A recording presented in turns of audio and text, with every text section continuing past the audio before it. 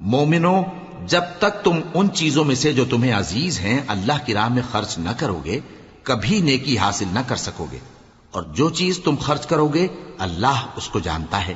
بنی اسرائیل کے لیے تورات کے نازل ہونے سے پہلے کھانے کی تمام چیزیں حلال تھیں بجز ان کے جو یعقوب نے خود اپنے اوپر حرام کر لی تھی۔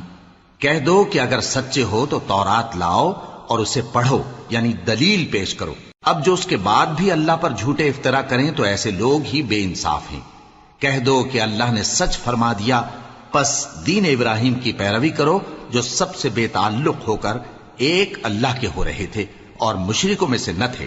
سب سے پہلا گھر جو لوگوں کی عبادت کرنے کے لیے مقرر کیا گیا تھا وہی ہے جو مکے میں ہے، بابرکت اور جہان والوں کے لیے موجب ہدایت۔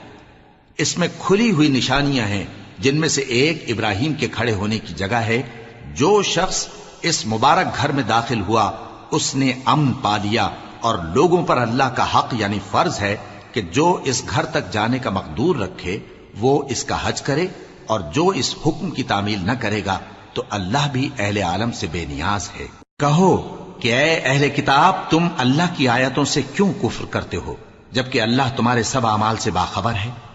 کہو کہ اے اہل کتاب، تم مومنوں کو اللہ کے رستے سے کیوں روکتے ہو اور باوجود کہ تم اس سے واقف ہو اس میں کجی نکالتے ہو، اور اللہ تمہارے کرتوتوں سے بے خبر نہیں؟